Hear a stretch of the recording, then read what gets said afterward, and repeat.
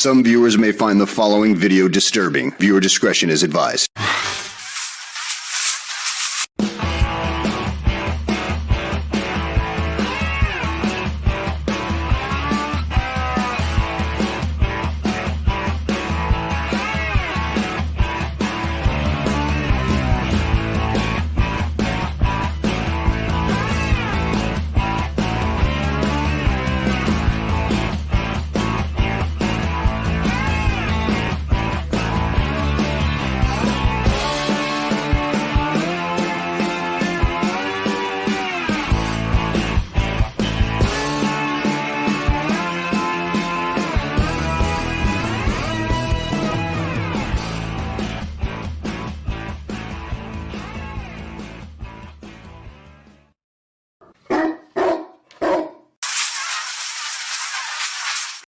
It's 4 o'clock in Los Angeles. It's 6 o'clock in Chicago. And it's 7 p.m. in Atlantic City, New Jersey. Hello, everybody. I'm Mad Dog Scipio, joined as I am, God help me, each and every week by Amelia the Pitbull Chapman. I'm afraid to ask you how you're doing. How you doing, Amelia? Oh, finally staying dry because it rained pretty much all day here.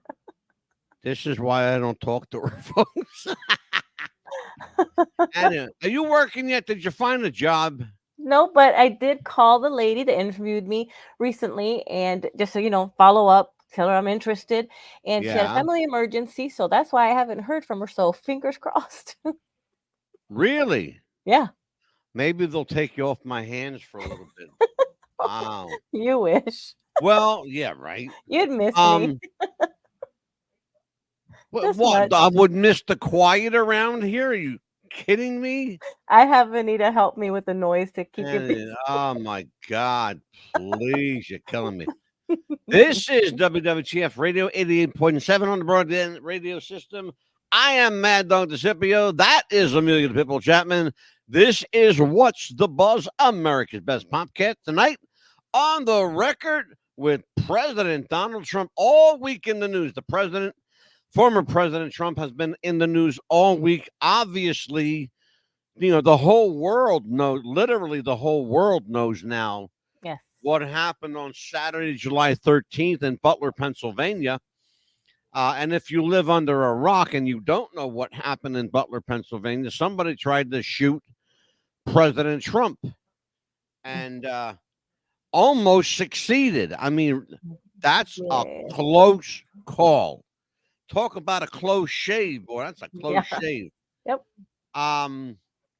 The attempt on President Donald Trump, part 2 last night. We did our initial investigative show into what happened, who was involved, the players, the people who lost their lives. And I hate to say that anybody lost their life, but yes, one person did.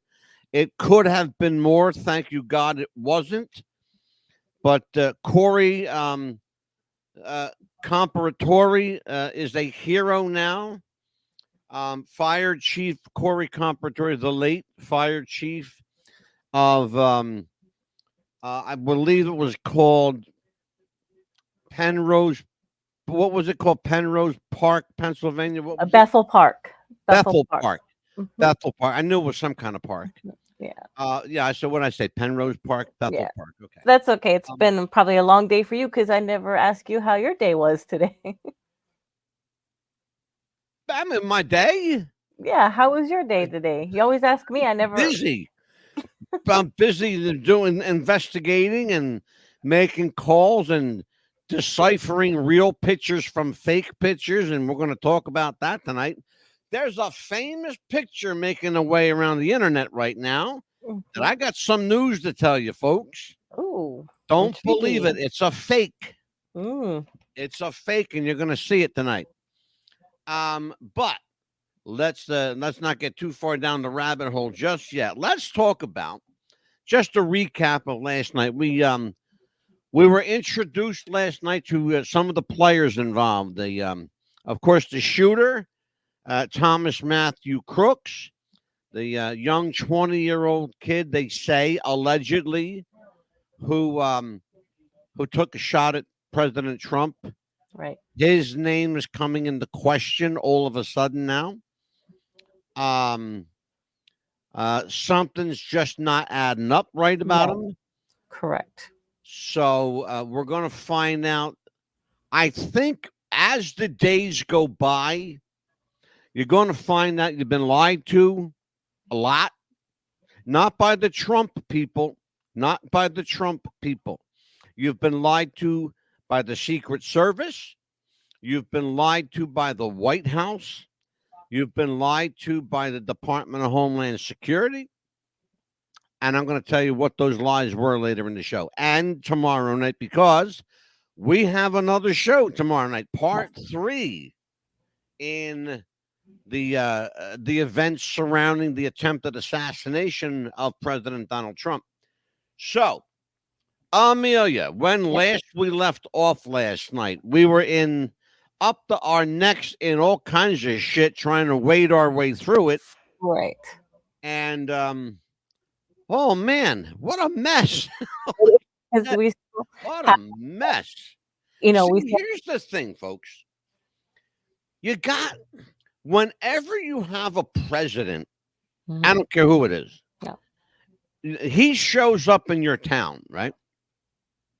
Everybody from the next neighboring 5 states is going to show up. Oh, absolutely. Okay. Everybody.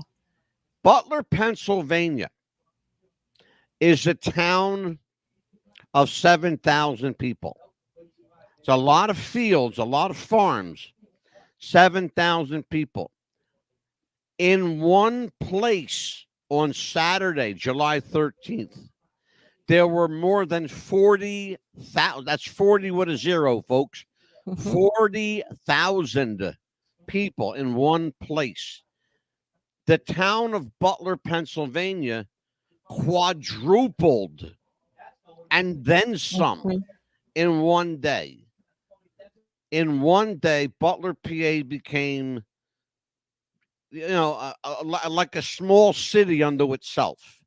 You had not only everybody there to see the president, you had the president and his entourage and the Secret Service and the National Guard and every police agency in the next 3 states. Oh, yes, absolutely. Including Pennsylvania, New Jersey, Ohio, wherever you could throw a rock, there were cops. Yeah, all the surrounding states around there, yes. Exactly, and they were everywhere. And so it's no small task when a president comes to visit, but it has its challenges. Okay, so everybody said it was just another presidential visit Saturday, and they did what they were trained to do. We'll talk about whether they actually did or not. There were people there who clearly were out of their element. Let's just put it that way. You're going to see some of them tonight. You're going to see some people tonight, folks, that follow Donald Trump everywhere he goes. Yes. One particular guy you're going to see tonight, his name is Vincent Fusca.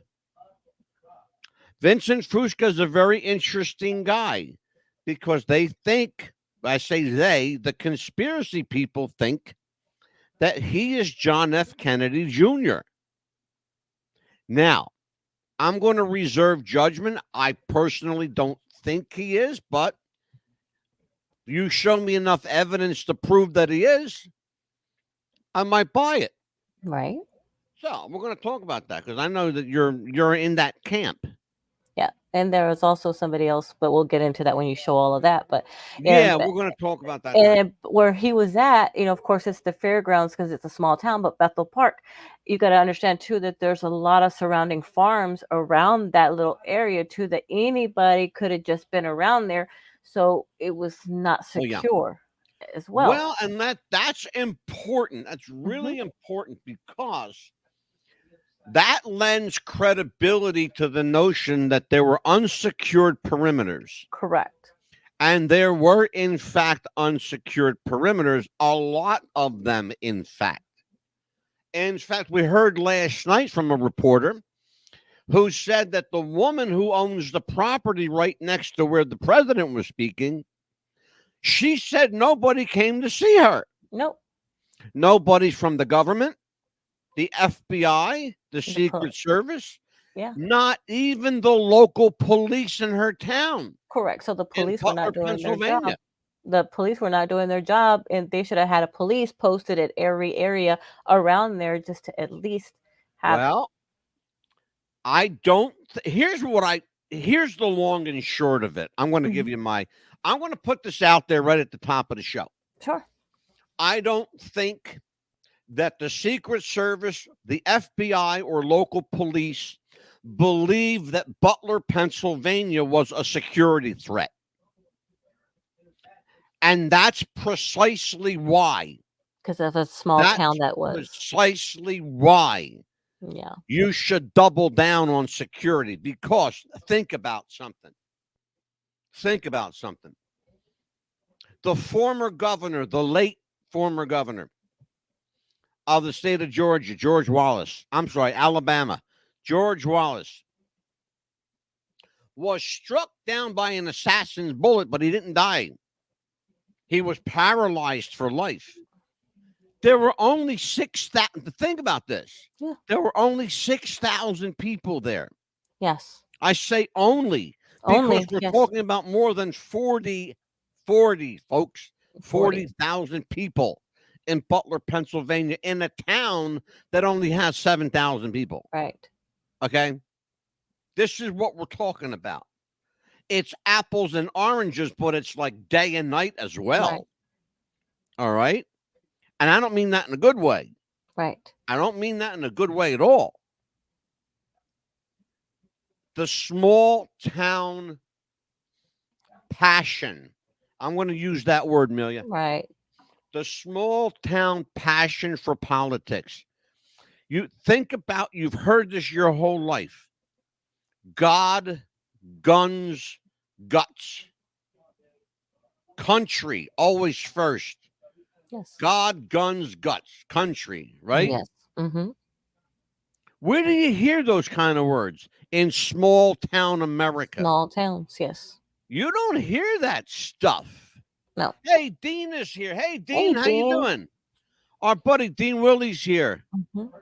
Oh, you know what, Dean? You must be psychic, brother. See, I told you before, Dean is psychic. Yeah. Because we talked about this last night, Dean. I said, man, I'm getting this funny feeling, Dean, that this was an inside job. And I got news for you, brother. I think tonight, I don't know if I could prove it, but I'm certainly going to point out some flaws. Let's put it that way. Yeah. Because I will just tell you guys, and Dean, I love you, brother. Just know that I'm fired up tonight, man. Yeah, because I know that my Okay. great grandmother what was we're from gonna a do small first. town, so yes. What we're going to do first, and I want to get this out of the way. We do have sponsors on the show. Yes. And I want to do this right away at the top of the show. Normally we would wait later, but let me go ahead and do this now, because once we get started, folks, it's going to be hard to shut me up. So let's take a listen to a word from Pepsi and Shopify. Check it out. Introducing the new and improved taste of Pepsi Zero Sugar. Now more delicious. Zero never tasted so good. Try it now. Jess wanted to start a business when something surprising happened. Today I'm going to teach you how to crochet. She started crocheting, like a lot. And her friends noticed. Jess, you need to sell those. So she signed up for Shopify and started building her business. Yes, I love that. And after a lot of hard work, this happened. Oh my gosh, I just made my first sale! You see, every day, hundreds of businesses get their first sale on Shopify. We got ding! And the next could be you. So when you're ready to bring your idea to life And become your own boss. build it on Shopify. All right, we are back with What's the Buzz, America's Best Podcast. Interesting. Dean has an interesting comment. He said the shooter was there for a long time, and I believe that. I really do. I think he was there we know he was there That was on a Saturday. We know he was there Tuesday, Wednesday, Thursday, and someone said that they could put him there on Friday for at least an hour or so. But he spent Monday, Tuesday, Wednesday, and Thursday almost the entire days walking around. Yes. So, I mean, just spending a lot of time walking around. You know, and what do you do when you walk around? You observe, you see things, you you kind of like take everything in. Absolutely. Where you can Right? hide the gun because they're gonna check everybody to make sure, probably, right? They probably had to have checked everybody to make sure what they had on their person, right? Well, not only, yeah, that's true. Not only Mhm. that, there's an immense security presence, okay? For sure. And that's no matter where with anything to do with a president or a senator, a dignitary, there's always a huge security presence. They're going to check you for, metal. They're going to check you Yes. for, weapons, Mhm. anything that you shouldn't have. That's normal. Okay. Mhm. So people going into this, they know you're going to go through a security checkpoint. Yes. You're going to open up your bag. You're going to go through a metal detector. Then you're going to be wanded down like they do at the airport. Okay. And then finally, they're going to let you into the area. Okay. And each person, by the way, takes about 6 minutes. Yes. I want you to think about that. 6 minutes times 40,000 people. Mhm. You're talking about a couple of hours right there. Yes. At least, okay? At least a few hours. And a lot of these people were invited. Yes. The people behind the president were invited. That's the VIP section, the dignitaries. You get a special pass to be up there with the president because they don't let just anybody up there. No, they do not. Like, you got to be somebody to get up there. Okay.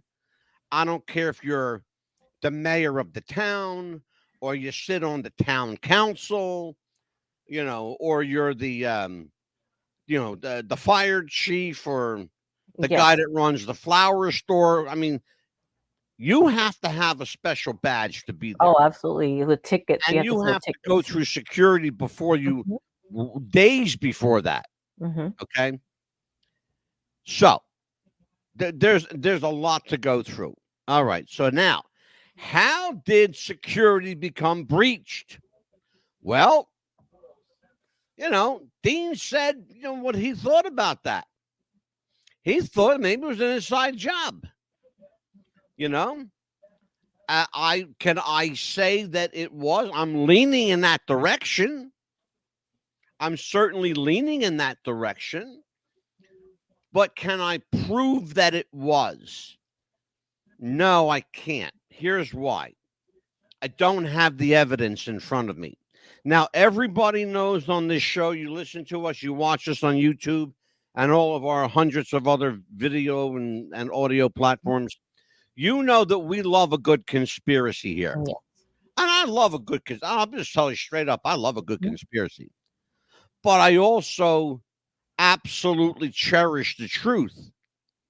And as much as I love, a good conspiracy, there's a fine line sometimes between a conspiracy theory and a conspiracy truth, a conspiracy fact. Right. And then again, there is this other thing called the truth. Right. Minus the conspiracy. So here's what happens, folks. We get a lot of info here, and Amelia and I got to sort through a lot of shit sometimes. Especially when you can prove them wrong, and you have. And I'm like, yes, he did it. Yeah, well, I prove them wrong with the facts. Right. You have a couple of Prove them times. wrong with the facts and the evidence. Yes. See, doing this show has turned us into lawyers, police investigators, criminologists. We're part-time pathologists sometimes. Mhm. We're sometimes reporters. Yes. We used to be all reporters. Now we're everything. We do everything. Everything in between. Yes. You know, and then some, Right. including babysitting Amelia. Hey. Hey, you turned this into paranormal investigators too, twice. Remember? Yeah, no, Paul, shut up. That's another. Don't go down that rabbit hole. But I love that one. But and also But too, here's we're the thing, waiting. folks. We're waiting too to see, was he wearing gloves? Is there gunpowder in his fingernails or in his finger? We're waiting a bunch of all that stuff too. Yes, to come back. absolutely. So here's what we're saying. As much as we like to say these things, and sometimes we do just to get you fired up, Mm-hmm. there's a fine line between that and the truth.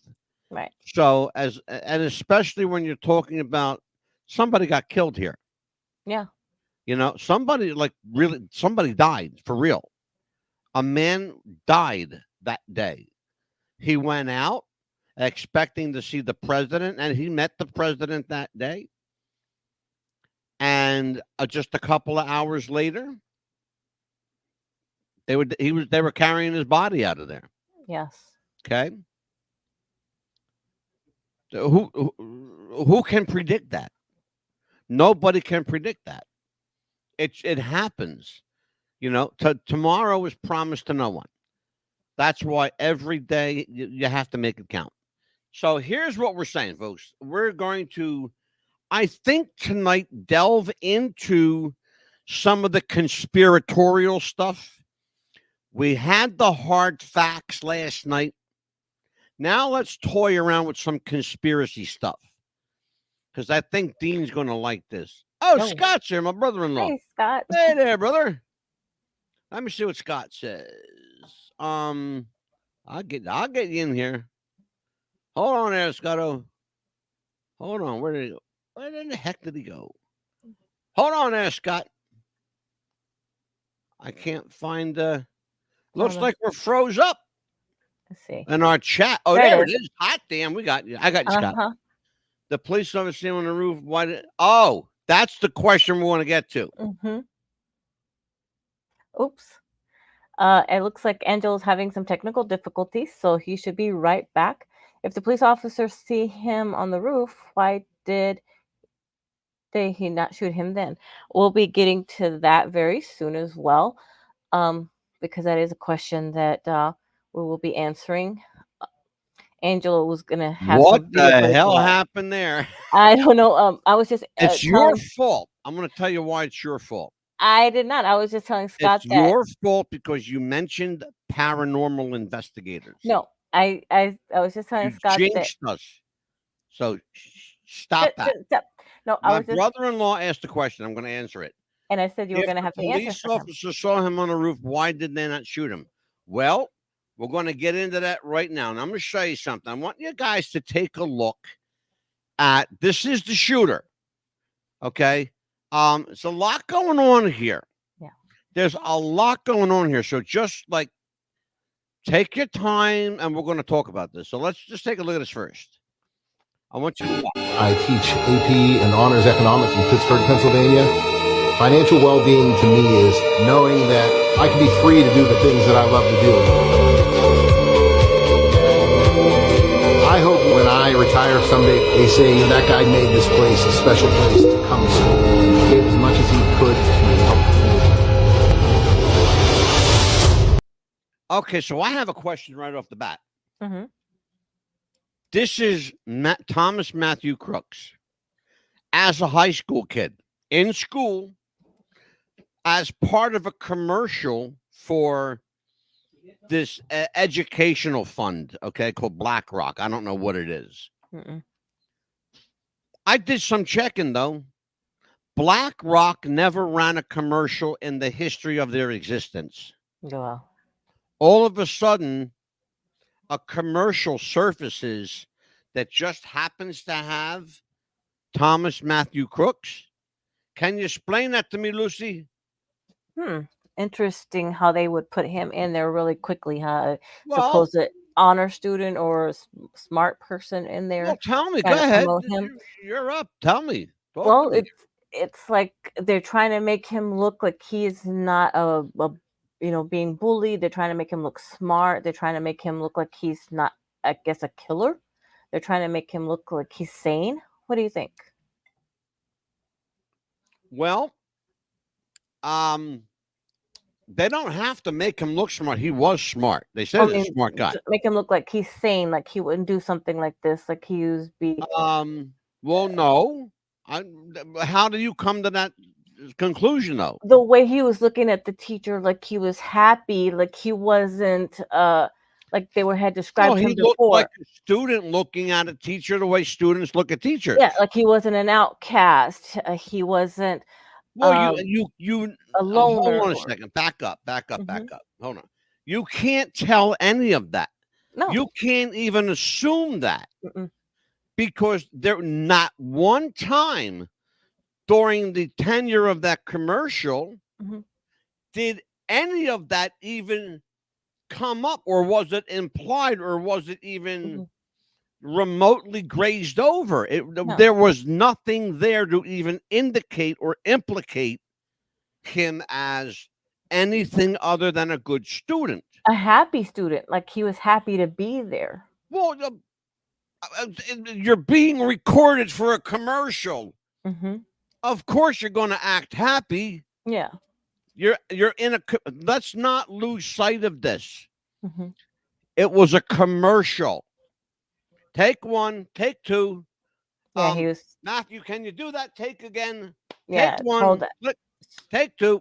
As soon as the lights, camera, action came on, he was just all happy. And, Well, you have to understand something. You remember this.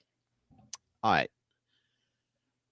This is where I have to kind of become teacher. Okay. Look, well, he wasn't wearing the khaki clothes either that they said that he was wearing. No, but he was. Again, remember something. It's a fucking commercial. Yeah. Okay? He's in wardrobe. He's not wearing his street clothes. If he is, they're going to put him in something else. They're going to tell him to change because. And he's there with other kids from the school, I'm assuming, right? Could be, yeah, or it could be actors. Well, they could just be actors. That's the point. Thank you for saying the word. Yeah. Actor. Yeah. What do actors do? They act. They act. He could be acting like a student. Okay? He could be acting like he's interested in learning. He could be acting like he's, not a psychopath. Yeah. It's a commercial for a company that never ran a commercial. Now, I have a problem with that. And I'm hoping that some of my intellectuals like Scott and Dean will jump in here. People saw him on the roof and police did nothing. You're actually going to see something tonight, Dean, that's going to blow your mind. In fact, it's coming up shortly. Watch this. I hate Trump.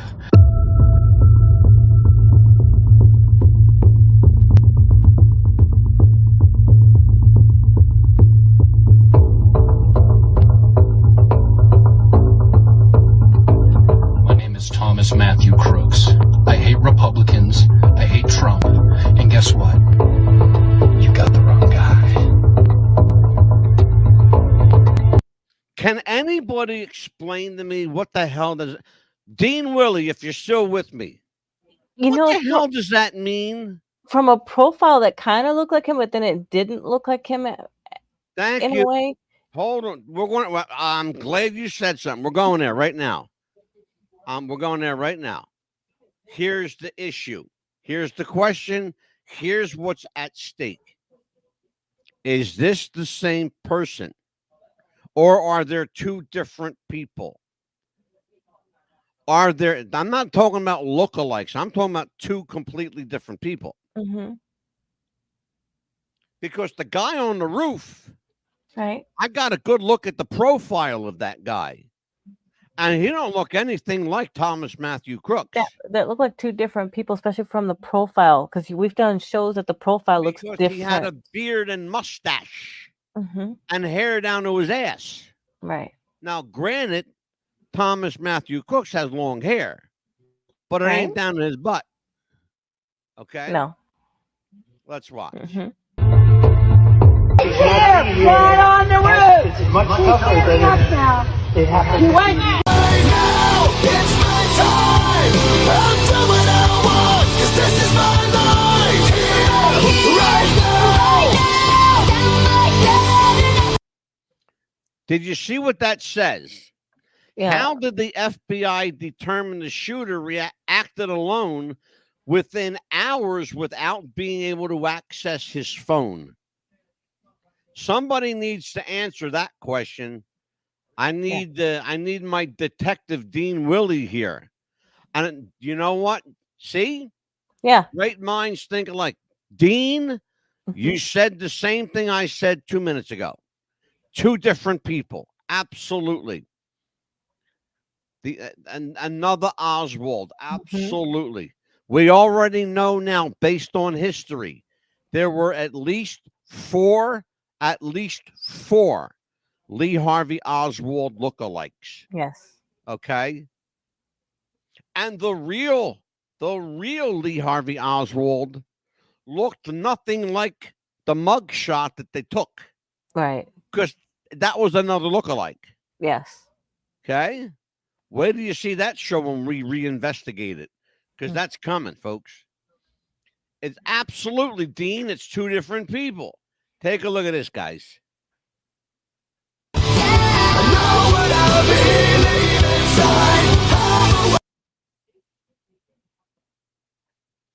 All right, Amelia. Yes. This woman here, this is, her name is Kimberly Cheadle. Okay. I'm going to tell you who Kimberly Cheadle is. And even though you already know, I'll tell you and the rest of the world. Kim Cheadle is the director of the United States Secret Service. Okay? Yes. She's a 42-year-old woman. How she got that job at 42, I want to know. I want to know whose bed she laid down on. Because that's what I'm saying. She slept her way into that job for sure. Here's the thing. And we need to get serious about this. She is answerable to one person. One person and one person only. Who is that, Amelia? The president. The sitting president. Yes, Biden. Absolutely. She is answerable only to Joe Biden. Think about what I just said, guys. She's answerable only to President Biden. She works at his pleasure. And that's what the job entitlement is. You work at the pleasure of the President of the United States. That means what he tells you to do, that's what you do.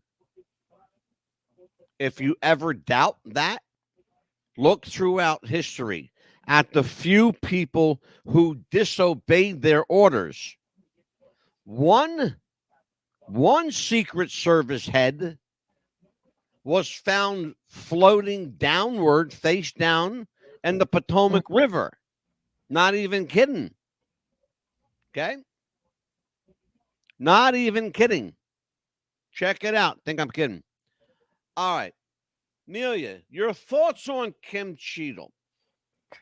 Well, I mean, like you said, who does she have to be with to get that job, for one? And I know she had to hire the Secret Service, right, for Donald Trump, or did he hire his own? That's a great question. I have the answer to that. The presidential detail that follows former President Trump and every other former president is assigned to that person by the head of the Secret Service. So she's the one? She's the one who chose the assignments. Oh, God. That falls directly on her job duties.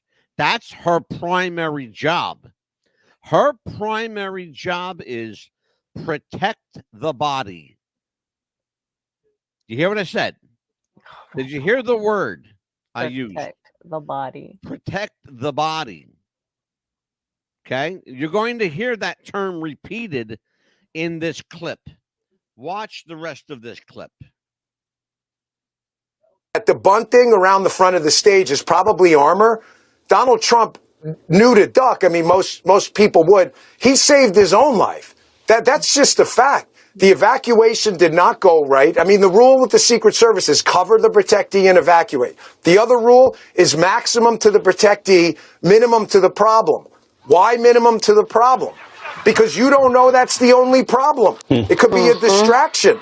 There could be another person in the crowd. So if you don't jump on the protectee, you could be looking at multiple shooters. So at least that part, the guys there, stepped up there. But the failure here is absolutely catastrophic. You have one job and only one job. Your job is keep the body alive no matter what. Donald Trump, Joe Biden, Jill Biden, the president of Djibouti, it doesn't matter. That is your job. They absolutely, resolutely, 100% failed. Not a single excuse should be made. Not a single excuse should be attempted.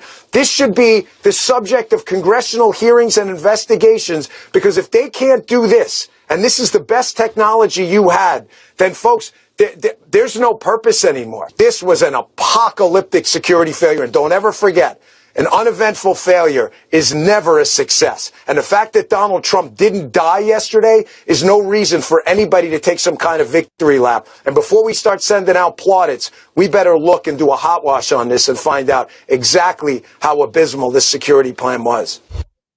That was Dan Bongino. And boy, oh boy, was he fired up, and he was burning on every cylinder, scoring multiple points on every single.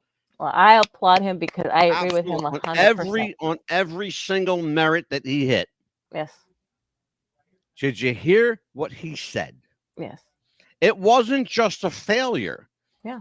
It was an abysmal failure, a catastrophic failure, a breakdown of such proportion that it's a small miracle of God himself. Yeah. That more people didn't die. Yeah. That Donald Trump didn't die. He was a hair, literally a hair away. Man. Like I said, if he had had his shoes on and moved his head a certain way, he wouldn't be here right now. Oh man, wait a minute. Wait. Like I said last night, Yeah. I want you to see something. It's a different angle, all right? You're going to see some different angles here. I want you to take a look at this one, though. My God. Watch this. Get that son of a... Let me get my shoes.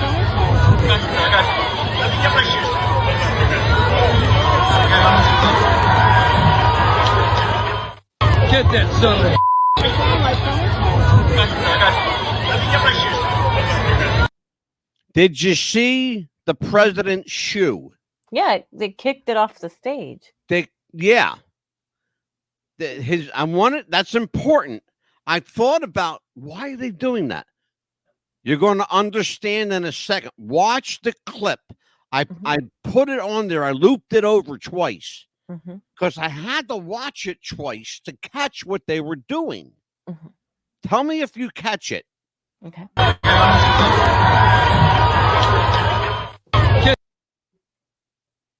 All right. Did you catch it? No, I didn't get Watch. This. I want you to watch it again. Oh, my God. Get that son of a... Let me get my shoes.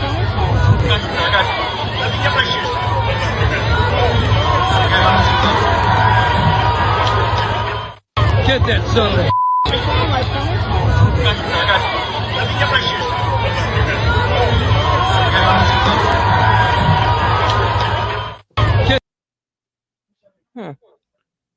They tossed that shoe. They didn't realize it was a shoe. They thought it was a gun. Because as you're listening, you hear someone say, get rid of it, get rid of it. They thought it was a gun laying on the stage. They didn't realize, oh, it's the president's shoe. And that's why when he got up, he said, "Let me get my shoes." Mm-hmm. Yeah. And he didn't say it just once. He said it twice. Said it twice. Mm-hmm. Okay. He wears black patent leather shoes. Yeah. If you're looking at the ground or you're looking at the stage, you're looking real quick. You're a Secret Service guy. You're looking real quick. All you're seeing is this black thing. Yeah, it's something black real quick, and you're like not thinking. Right, thank you. Yeah, that's why the guy said, "Get rid of it. Get rid of it." Mm-hmm. That's why they threw it, because there was another secret. If you notice, there was another Secret Service agent on the ground who picked it up. Yes, because they realized what it was. It was a shoe, not a gun. And if this was a simulation for them to pass to being a Secret Service, they would all failed. A simulation. If it was, you know what I'm saying? Was a simulation. They failed. You know how, mm-hmm. Oh, let me tell you something, please. Let's talk about it. Yeah, because you know how they have to do that. All right, I'll tell you what, Amelia. Once in a while, you get onto something, and I just got to let you go with it. So just you go. Well, you know how they have to pass certain tests. Listen to me. Slow down there. Then let your coffee kick in. I know, right? Let my coffee kick in. Well, you know how they have to take your time, because I want to hear why you think. Go ahead. Well, you know how you have to take certain tests to become, Secret Service agent, like gun tests. You have to do shooting. Oh yeah, you got to go through hoops. Absolutely, you got to do hoops. You got to protect the president. You have to do simulations like that. And my cousin was a Secret Service agent. I know. And when you see something like that, you just don't tell the president just to drop. You run toward him as he drops, like things like that. And the way all of that happened, they should have ran to him sooner. If it was a simulation, they would have all failed right then and there. Oh, it failed miserably, abysmally failed. Absolutely. You heard what Dan Bongino said. The whole exercise, and I'll use that word, the entire exercise was, in Dan Bongino's words, an abysmal failure, a catastrophic failure. Let me bring it back up here. The other thing we want to talk about, and it's really important, there are a number of people who travel with the president, besides, of course, Secret Service. Right. There are special guests, his entourage. Not only that, but his friends. Yes. You saw Tucker Carlson, his son Donald Trump Jr., his son Eric, his daughter Ivanka. You saw Vincent Fusca, his very dear friend Vincent Fusca. Everybody says Vincent Fusca is John F. Kennedy Jr.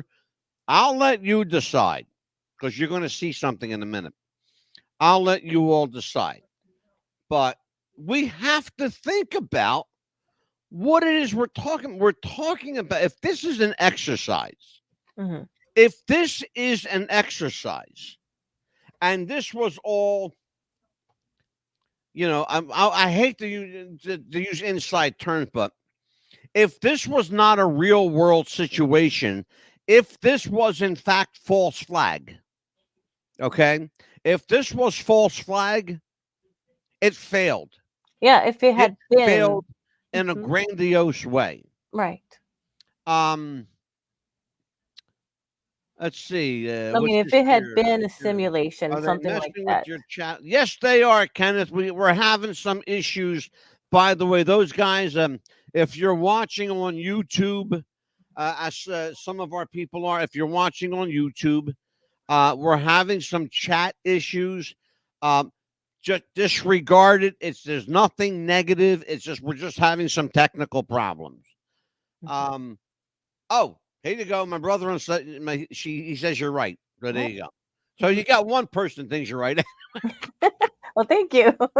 Yeah, exactly. But yeah, I mean, if it had been something like that, yeah, it would have been horrible, especially. Oh God, please, yeah.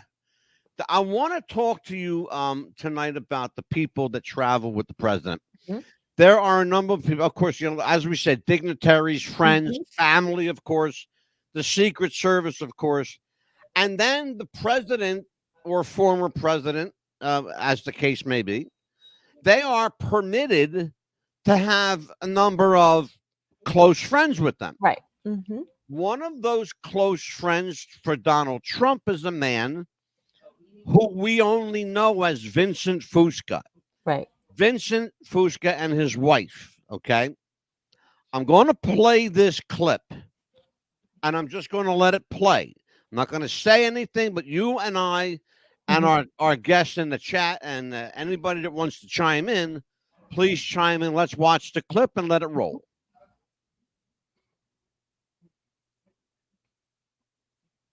Vincent Fusca. What y'all saying? He JFK Jr.? John Denver? You are all incorrect. But you're on the right path. So you got to do some digging. Digging. Turn over stones. It's too heavy for other people to lift. Get on that place and play on the DW. It's finna get crazy. I don't think I really want to see hate breathing down my neck right now like that. So stay in my lane. I just wanted to know, did anybody recognize the yellow rag? If y'all connect the rag and what it stood for, you'll find out who that was. Okay, let's talk about something. You haven't seen it yet. You're going to right now. You heard our friend Clarence. Yes. By the way, I put that video together. You're going to hear Clarence. You heard him talk about the yellow rag. All right. All right. What's the yellow rag? What's he talking about, Amelia? The yellow rag. Something that someone always carried with them all the time. Who carried who and what are you talking about? I'm going to pretend like I don't know what you're talking about. Some celebrity, some celebrity always carried a rag with them all the time, and it had to have been a yellow rag, I guess, at one time. Okay, who? I can't remember who it was. You're gonna have to let us know. This is the kind of crackerjack research she does, folks. Why I keep her, I still shake my head. Because when I saw the picture, I thought it was JFK, but when I saw the picture back to back, I thought it was John Denver because it looks a lot like John Denver. Well, you're not the only one who said that. Yeah, That's why you heard Clarence. She said JFK Jr., John Denver. Yeah. Could be, could be Howdy Doody for all we freaking know. The yellow rag. What does the color yellow? What does that mean? You've heard people throughout history say, well, especially in the Old West, well, that old yellow dog, he's just a yellow belly or whatever. Yellow was a bad thing, right? Back in the Old West. But let me tell you what yellow actually means. It means quite the opposite. It means cautious, smart, energetic, cheerful, happy, warm, optimistic. It's a power color. You're going to see exactly what Clarence is talking about when he talks about the yellow rag. And I went, oh, what the heck is he talking about? I know what Clarence is talking about. So yeah, well, Leon, I just proved you wrong there, brother. Actually, it means quite the opposite. Yellow is not, it's not cowardly. It's actually quite the opposite of cowardly. where the old West got Yellow Belly and Yellow Dog, and he's an egg sucking yellow dog. And if you heard that, it's every cowboy movie I've ever watched. Watch this. Take a look. Vincent. Wait.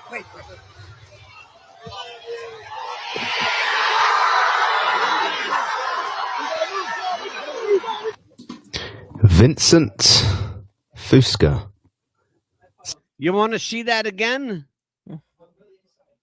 You want to see that again, Amelia? Sure. Watch. Watch the pocket, kiddo. Watch the pocket. You'll find out who that was. Vincent. Wait.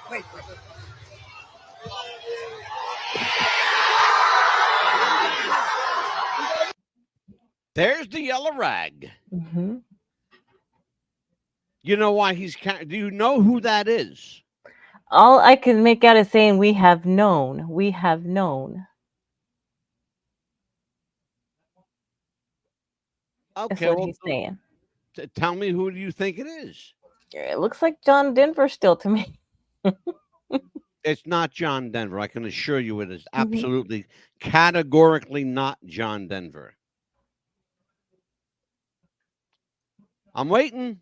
I don't know who that is. All right, well, let's continue. You got plenty more opportunity to redeem yourself, young lady. Vincent Fusca sat behind Trump at the shooting.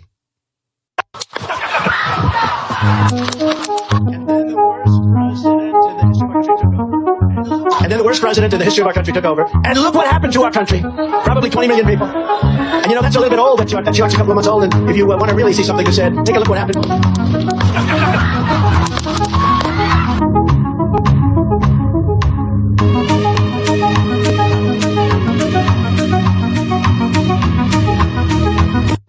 What is he? Do you know who he actually looks like? Who He looks like my friend Stephen Plym. Really? I know, right? For a little bit. When saying.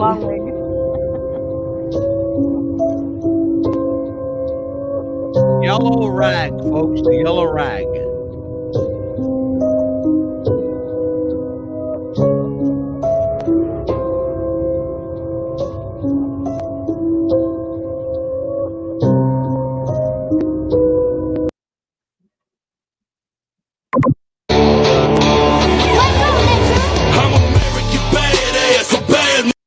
Okay. I want to pull it out for just a second here. All right, now. You saw a couple of... You're going to see some more, by the way. There's a lot more, much more of them.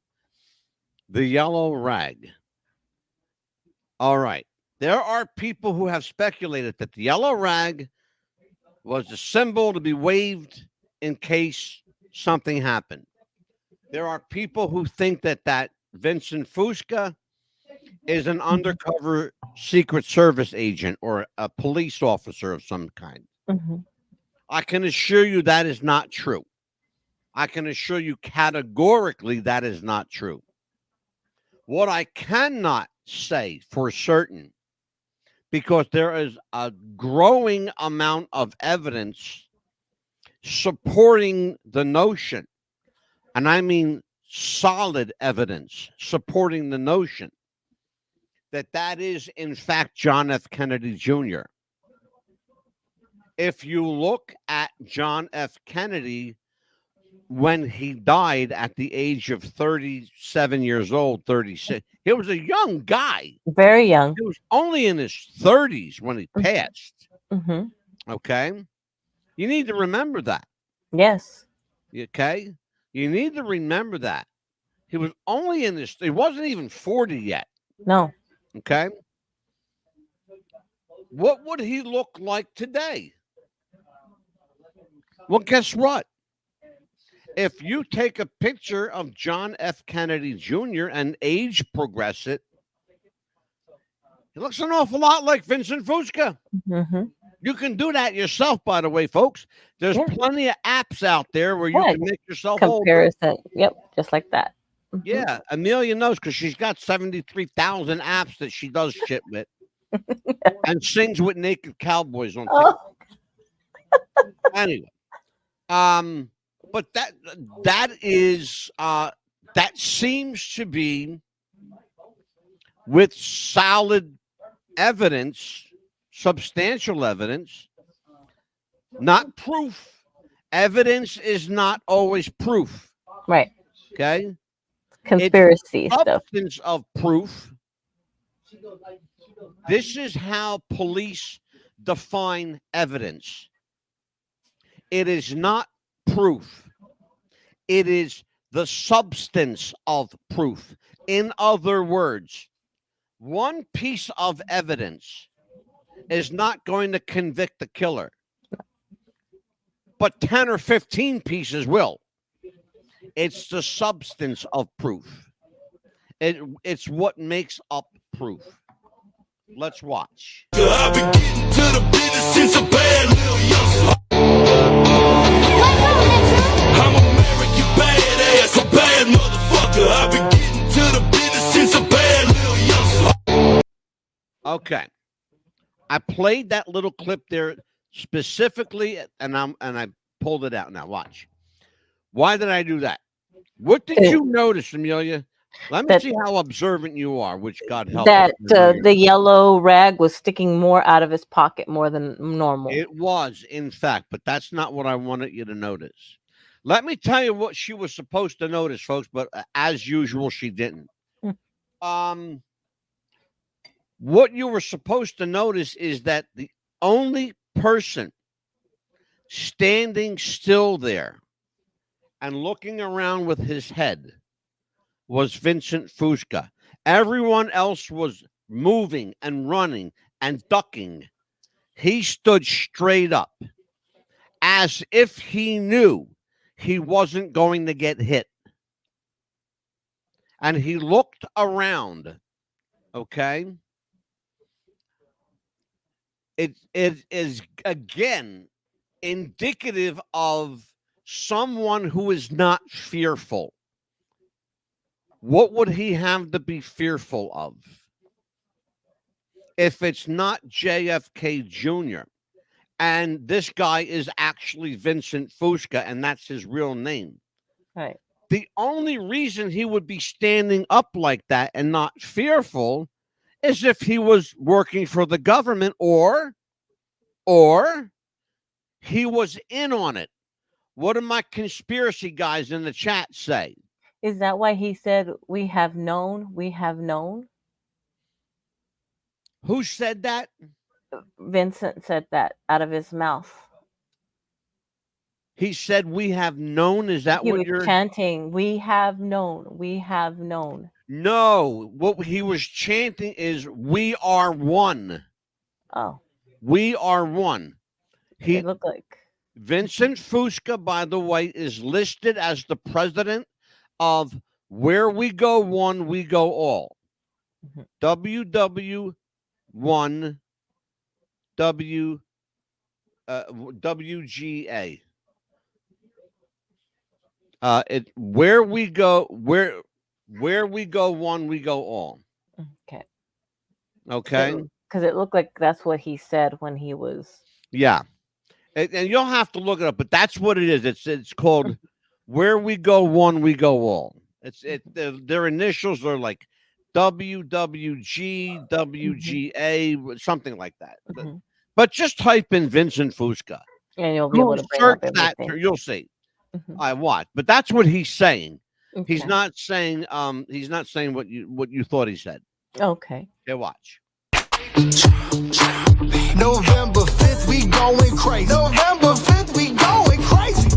Red pill poppin', swerving in the Trump truck. Republican 4G, Antifa knows what's up. Red, white, and blue, MAGA nation, throw it up. Black, white, and brown, all about a Trump. Democrat party gon' take your freedom. Indicting our president cause they can't beat. All right, Amelia. Yes. Take a good look at this guy. Yes. Do you think he could pass for JFK Jr.? Yeah, if you did like an age compression, yes, you could. Now, I want you to think about something. JFK Jr. would be my age now. Yes. I'll tell you. I'll tell you right now. I'm going to ask Mr. Google. Well, look at he could be wearing a wig, of course. Like you said, the hats, glasses make a big difference in changing somebody's appearance. Say that again? The hat, the glasses, and that's definitely a wig. You know. Yeah, but you know what? It's amazing what makeup and a hat and wig can do. Oh, absolutely. I mean, just a wig by itself, just a hat by itself. You know? But the eyes you can see. Oh, God. You know what? Put a pair of... Watch this, okay? See these glasses? Yes. Watch it. Watch the difference a pair of glasses can make on a person, okay? You go from that to this. Yes. It's a completely different look. Just changing out my glasses. Yeah, or if I take mine off, it's like a big difference too. It's because people run away. Or if you put sunglasses on, it's a big difference too. Because people run away more. No, but here's the point I'm trying. You know, we're having a little fun because we are doing our conspiracy night tomorrow. Yes. We're going to get very serious. Is what the boys are going to be here. But I want to find out something real quick. Because and I think it's important too. How old would John F. Kennedy Jr. be? Okay, so he was 37 when he passed. He would be, he would be like my age, like 65, 66. So I knew he was in the ballpark. Right. But watch this now. There are people who think that's JFK Jr. Yes. I don't see it, but you're talking about, you know, a few decades have passed since JFK Jr. passed away. You know, like 25 years or close to that anyway. Right. At least. You know, so you're talking about a substantial amount of time. And, you know, as we've said many times, time stands still for no one on, you know, on this planet, you know. Watch. Let's watch this again. There you go. Now you see him, he's just standing there. Yeah. And the yellow rag is further out of his pocket. There are people who say that he's signaling. Yeah, he's doing this. Like that's a signal. Okay. I want you to also take a look at that Secret Service patrol. They don't look like they're involved in a false flag operation. They look like they're deadly serious. Yeah, they look like they're deadly serious, especially the gentleman that rushed to him first. Yeah, well, especially the guy holding that automatic, you know, machine gun. Yeah, he's making sure that the president's secure right now and making sure that nobody else is. Yeah. Now, you got to remember something, too. Donald Trump is not he's 78 years old. Yeah. But he's in really good shape. And he's a tough son of a bitch, too. Yeah. You know? Yeah. There ain't many 78-year-olds that will go down like that and get back up. Right. I'll assure you of that. Yeah. And they just huddled around him and make sure that he could still walk down the stairs, but make sure that he's surrounded, like. Yeah. Well, now you saw Vincent Fusco. Well, now let's take a look at someone who says this is Vincent Fusco's partner. Well, I'm going to reserve judgment again, and let's just watch. The man in the hat. And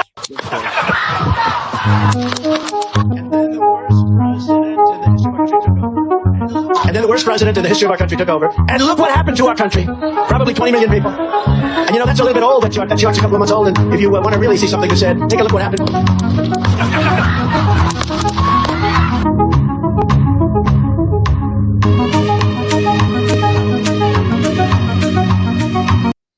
Do you see what they've done there?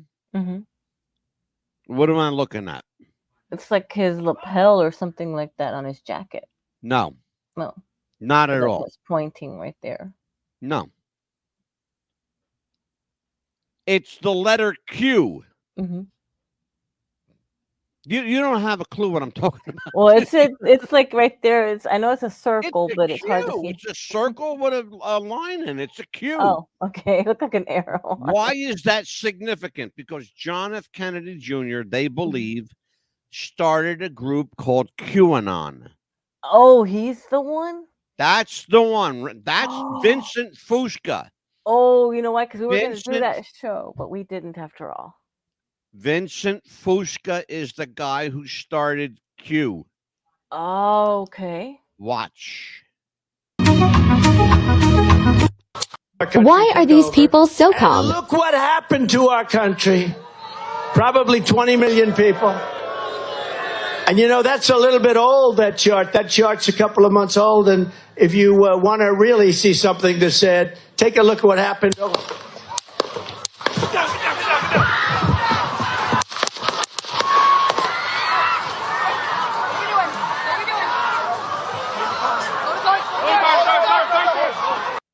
Okay.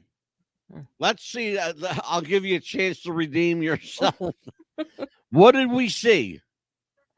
It's just a lot of shots fired, and a lot of people stayed calm, and a lot of people were screaming.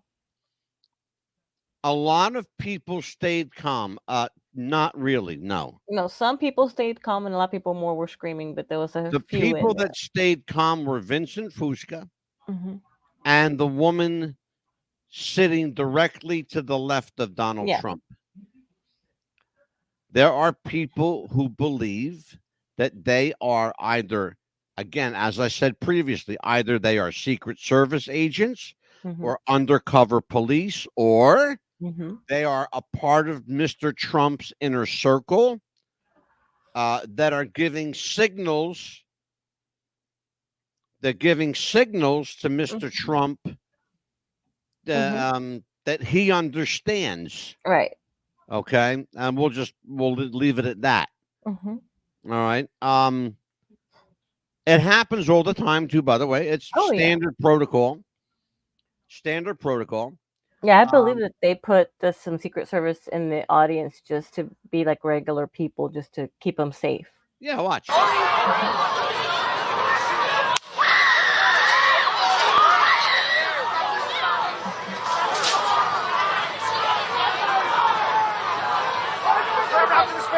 Move the spear. Hold. When you're ready. On you.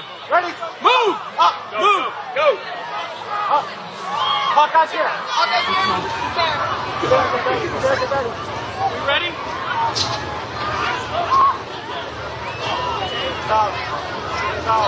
Okay, we are watching live at a rally.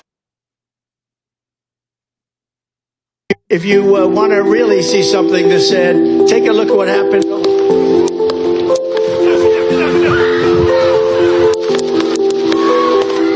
If you want to really see something that's said, take a look at what happened.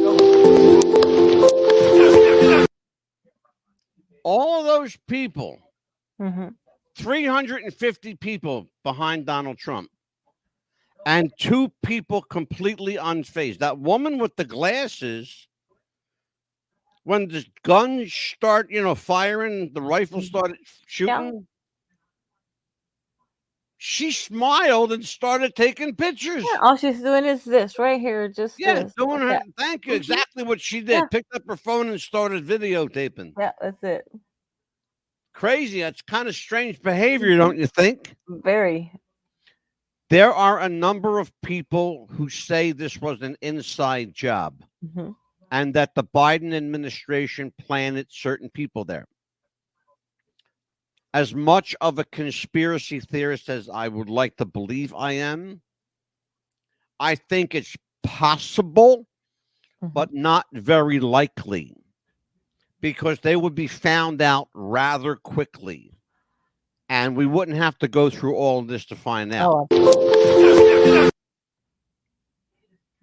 Okay. You are looking at, ladies and gentlemen, and those of you on radio, we will tell you, we are looking at probably the most unlucky Secret Service agent in the history of the United States Secret Service. This was her first day on the job. Her first, and that's why I was day on the job. And that's what I was saying May earlier. very well have been her last day on the job. We'll explain why here. And well, let's just watch this clip first. And we're seeing her trying to help escort President Trump into the car there. The problem is she doesn't know where her holster is to put her gun back. Now, she took the gun out of her right side, but she's trying to put it back on her left side. There's a problem, though. There's already a gun there. So she's trying to put a gun back in a holster that there's already a gun in. So she must have taken somebody else's gun. Well, what happened was she forgot where she was. She's like, wait a minute, where is it? That's what I'm saying. She would have failed big time if this was her test to pass for. Right. I was like, wait a minute, lady. And then what you did not tell people is that if you go back to the video, she's wearing a vest, a bulletproof vest. Well, let's take a. You know what? But let's take a look at this. This is something to consider. But you know, among all of this, there have been a number of people. I'm gonna just give it. Hold on, just a second. Hold on. There's Amelia. There we go. There you are. Mm-hmm. I wanted to bring you up. I want to bring you up here because you're responsible for this stuff. You're the one that sent me this crazy stuff. Well, and when I say crazy, folks, I'm not even kidding. This is some bizarre shit. Amelia sends me this bundle of stuff to go through, and I'm, of course, I have, I gotta. Much as I hate to, sometimes I gotta go through all of it to see. Well, I was busy studying that cockamamie stuff she went through, and God help me, what is she sending me now? I was studying this stuff today. That's what I was studying today. You were studying this stuff. Oh, you got a lot of studying to do, girl. Well, that's what I was studying today. Is what you're about. What we're about to talk about. Well, let's take a look at this. Well, now, there's some good stuff in here, but you're going to talk about it. This is what angers me. Okay. Well, tell everybody what I'm about to set up here. Go ahead. This is people that have been showing some negative comments about Donald Trump, that he did not die. Okay. That the bullet missed him, things like that. And that somebody did lose their life, which that one really pissed me off the most. Yeah. And nobody should have lost their life. I want to give you, and it's important. I want you, because this is kind of your.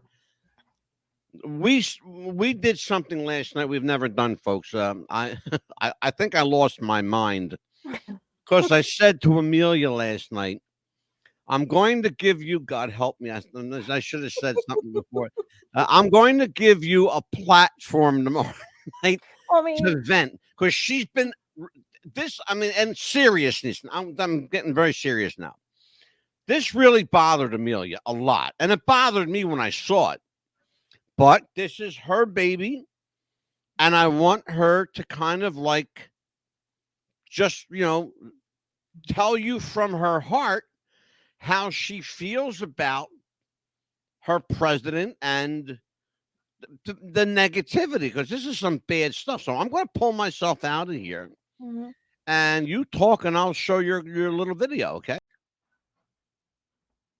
Well, first of all, nobody should lose their life. Not even the person, the shooter. Okay, that I don't agree with, but that happened. And first of all, this Dr. Karen Pender, I'm going to use that name lightly.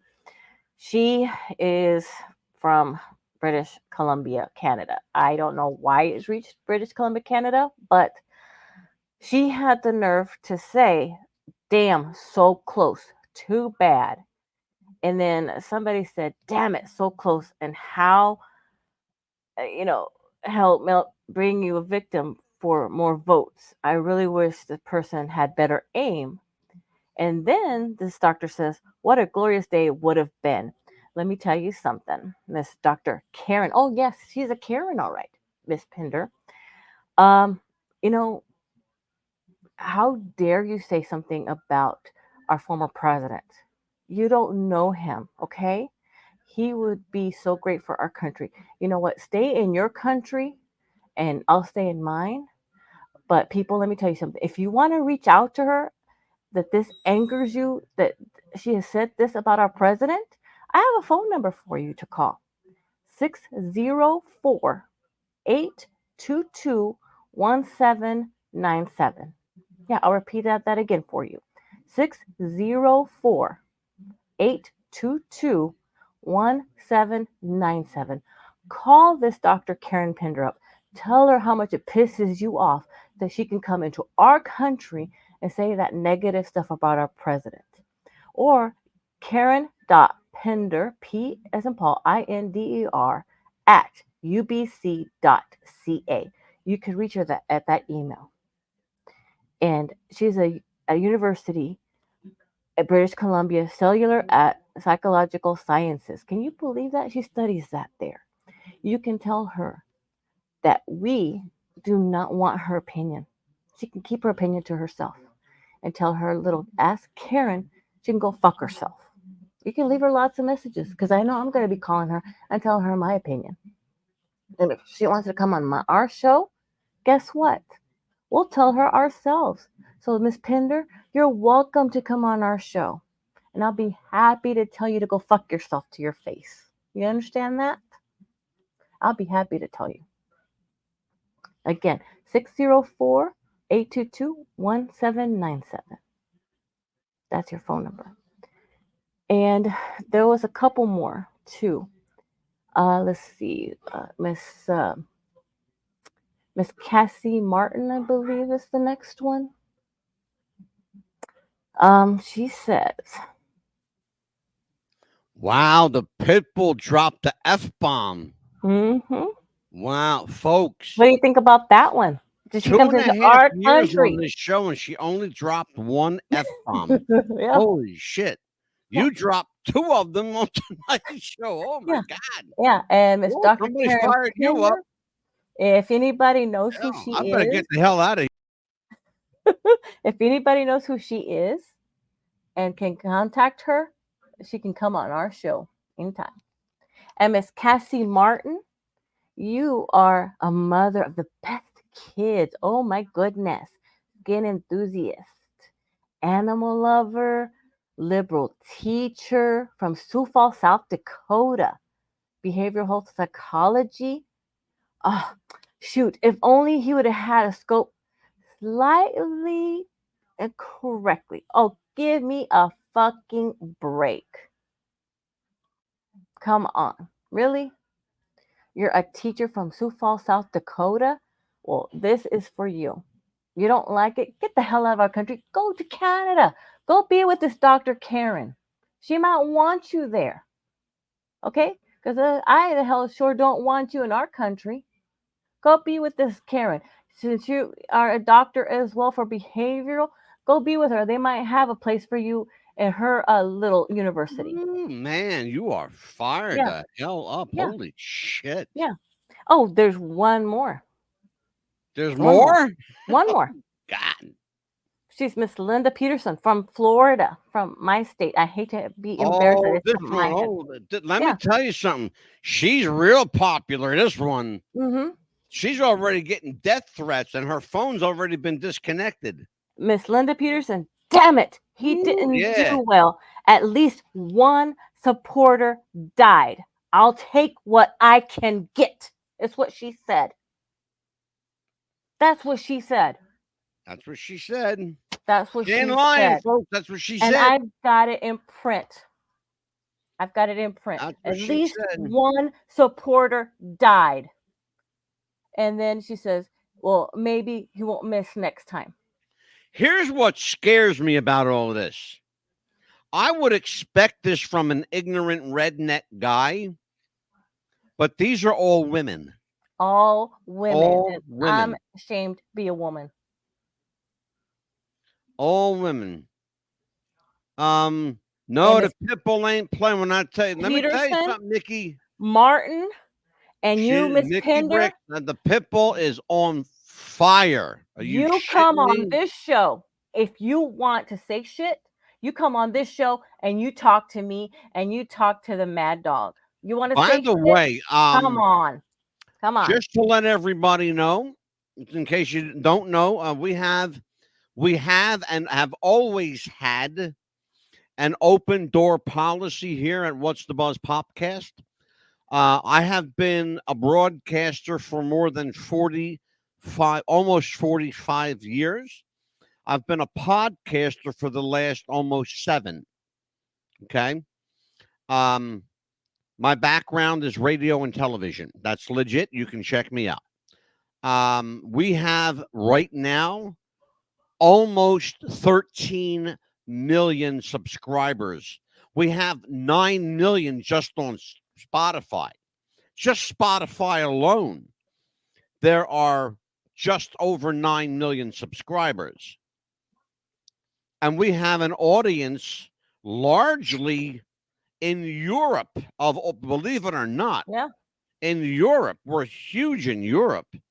Particularly, I don't know why, but Amelia and I were talking about them before the show. We are huge in Germany and New Zealand. They love us in New Zealand and Germany. And Egypt, we found out. Crazy. Not Egypt. crazy. Yeah. So here's what I'm saying to you. And I want to put this out there because this is serious. We have never and will never shy away from equal talk, equality. If you have something to say, whether I agree with you or not, I will give you the platform to say it. Here is what I believe, and I believe this with every fiber of my being. I am a staunch advocate and a diehard advocate of free speech in every form, to the point where I had the former, at the time he was the acting legal director of FIRE, the Foundation for Individual Rights and Expression, Joe Cohn. Was a member, but he was a guest on our show, a frequent guest. And Joe is a good guy, and I will tell you, no one will defend your right to free speech more than he and I. I can tell you this emphatically: if you have something you want to say, whether I agree with you or not, I will give you a platform. I don't have to like you. I don't have to agree with you, but I do respect you. I respect everyone who comes on this show. It doesn't mean I have to be your buddy. It doesn't mean I have to be your friend. It doesn't mean I have to like you. But you will have my respect. Just like I know you have my respect. You know? I have your respect. It's important. One of the things I get all the time in our emails, and we get a lot of emails, folks. People say, Mad Dog, I don't like your language sometimes. I don't like what you say, but I will, how did they say it? I will defend your right to say it. You know, and I tell people, I may not like what you say, but I will defend to the death your right to say it. Absolutely.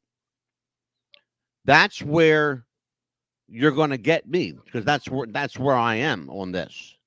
It's very simple with me. Very, very simple.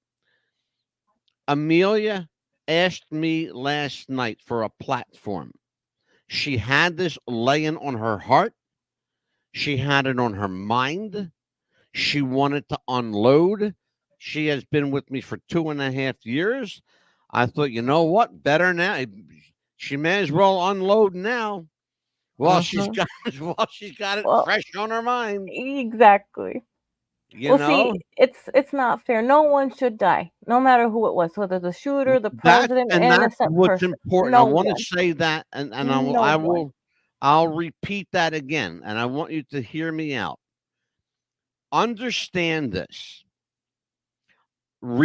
Irregardless, irrespective of your politics, Political viewpoints come and go. They sway voters, and sometimes they don't. It's a matter of choice and opinion. I will never tell you what to vote, who to vote for, what party to align yourself with. But one thing that we will never do here is wish death or harm upon any candidate or any person or any party. I am a Republican. Okay? I came to that party. God. I didn't become a registered Republican until I was 59 years old. Okay? I was an independent and a Democrat my entire life. I was a Democrat first. I was raised in a staunchly Democratic household. Staunchly, adamantly Democratic. And then I thought, you know what? I cannot, in good conscience, I cannot vote that party anymore. So I registered independent. Unfortunately, in the state that I live in, you can register independent, but you can only vote Democrat or Republican. You're not allowed in New Jersey to vote independent. They do not recognize it. Your vote does not count. You can register independent, but you must vote Democrat or Republican.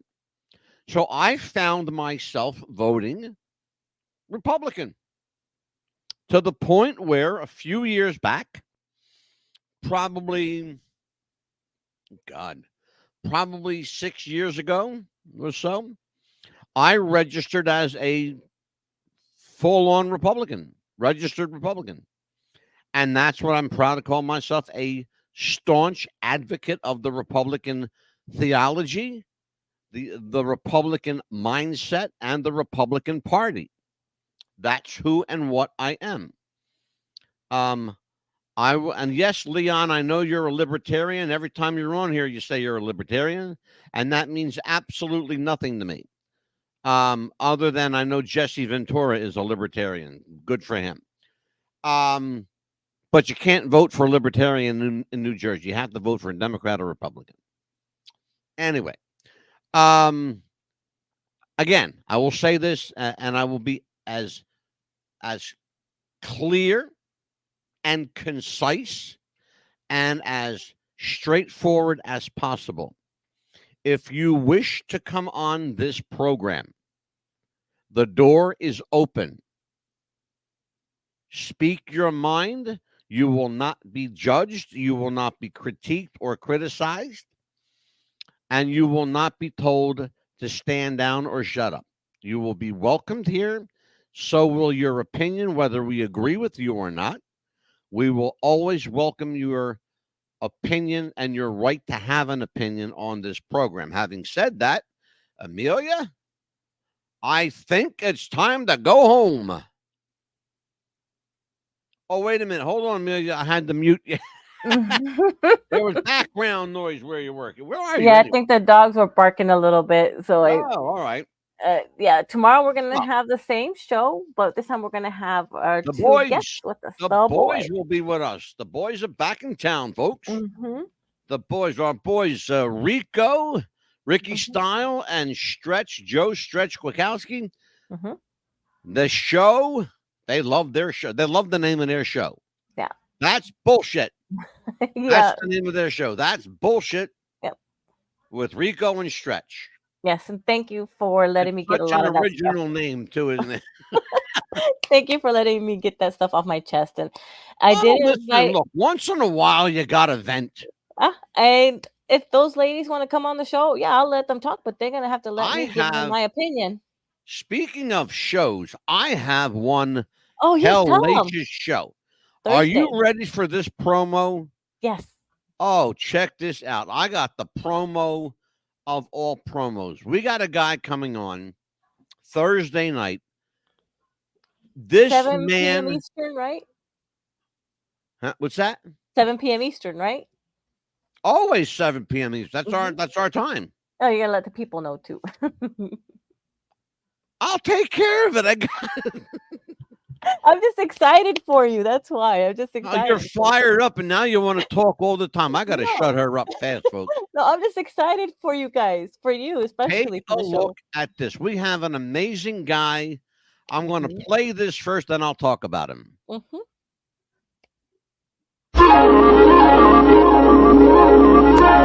following program is brought to you in living color on NBC. Hear ye! Hear ye! Tonight from practically everywhere, it's Dan Rowan and Dick Martin's Laugh-In. Would you shut up?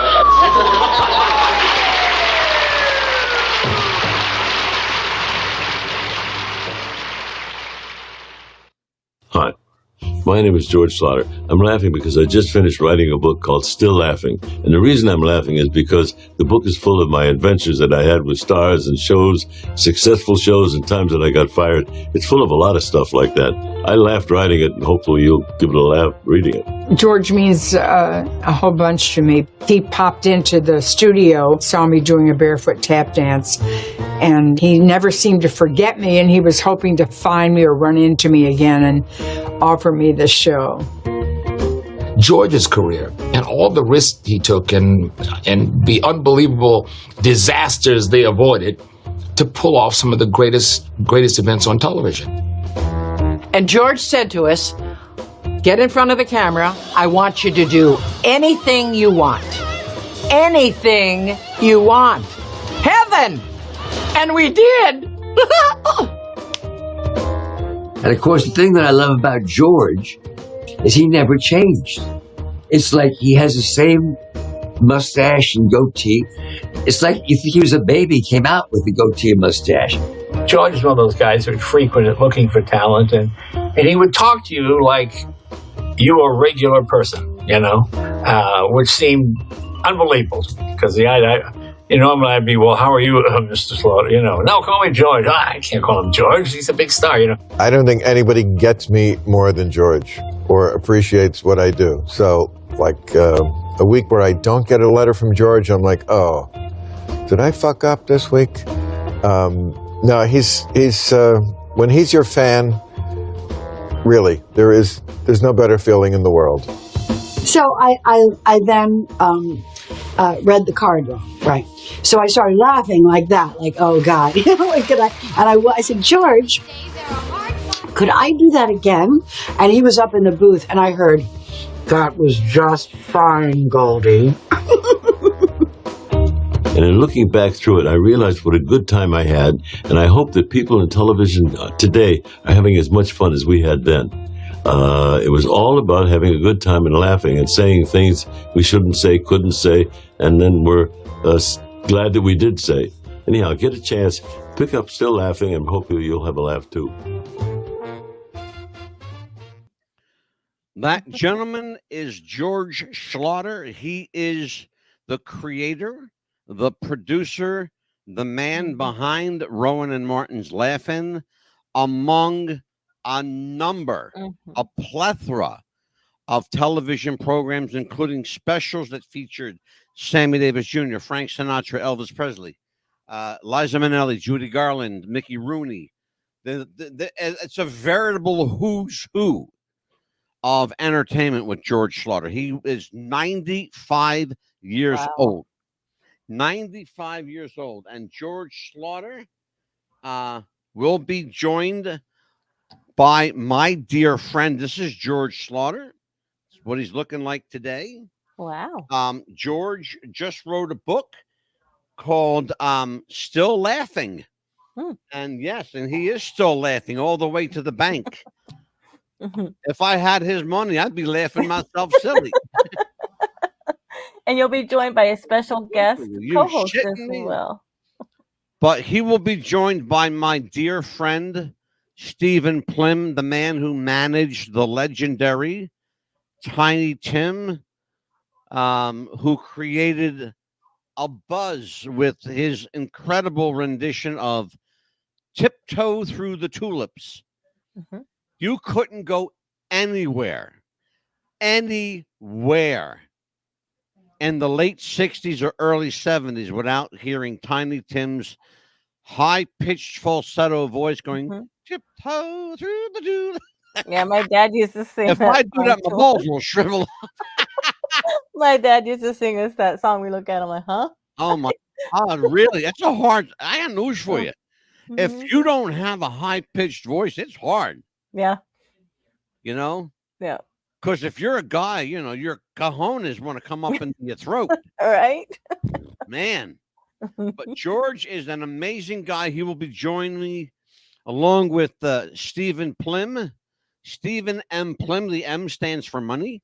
And he is my buddy, my friend. And we will talk about the good old days of Rowan and Martin's Laughing. Mhm. Amelia, what else do we have for Oh, the people? next week after that, we're going to be speaking. We're going to get a little bit more religious, and we're going to We're gonna talk do a little about serious stuff. I think you got yeah. planned. What do you got planned The for me? 22nd. We're going to be talking about who wrote the Bible. Ooh, A bit more into that. who really wrote the Bible? Yeah, We're gonna get into that's a show. That I always wanted to do because I've heard from preachers, rabbis, priests, ministers that some people believe it's like literal that the person whose name is there wrote it. Right. And other people say there's no way that could have been possible because they weren't even alive at the time. Right. And it So didn't really I happen. asked the question, who wrote the Bible? Right. Who really wrote the Bible? And on the 23rd, we're really going to get more serious because people are going to be like, wait a minute, what are y'all telling us? Was Jesus a real person? And is there was a Jesus God? a real person? And is there a God? Is there a God? Who is God? What is God? Can science prove the existence of God and Jesus? Well, guess what? There are a number of scientists who say, yes, we can. Interesting. Science used to be on the opposite end of that spectrum, where science was set out to disprove God. Right. Now you've got scientists saying, well, wait a minute, not so fast. There might be something to this God question here. Yep. And then Jesus too, because you've got little kids telling you stories too that, why would you not believe a little kid telling you certain things, Well, that's a whole believe it or not, we could do a show just for that. Yeah, because what my son said when he was little, but I'll tell that story. Yeah, you told that story, and I get where you were going with that. And then we're just gonna have another That's Bullshit show. So who knows what we're gonna talk about on the 24th again. So if Amelia's involved in it, it's bullshit. I know I give you a hard time. I know. No, you'll probably be involved in that one.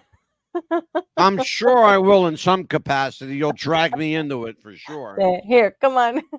Oh man. So dragging me into something. I was like, oh, what is she doing last now? week of July, we're just gonna be bullshit show because I'm gonna make that an easy week for you. All right. Well, before we go, there are people in desperate need of help. Mm-hmm. We have emails that we get, people asking for help. If you are in need of help, you have substance problems, if you're an alcoholic, if you have drug substance issues, or you have a cocaine problem, if there's something that we can help you with, I'm going to roll some end credits here that have some important phone numbers on it. I encourage you, please let us know at What's the Buzz Popcast at gmail.com. What's the Buzz Popcast at gmail.com. If you need our help, if you're serious, email us. We will send you some important numbers to get a hold of us. In the meantime, we will send a bunch of numbers right here that you can jot down if you need help. If you need spiritual help, I will give you the number of Pastor Steve Kwiatkowski, our resident pastor. For Amelia, the Pitbull Chapman, I am the Mad Dog, Angelo DeCipio. We will see you, Lord willing, and the creek don't rise tomorrow night on That's Bullshit with Rico and Stretch. Until we see you, folks, take care, God bless, and God bless America, folks. Bye-bye.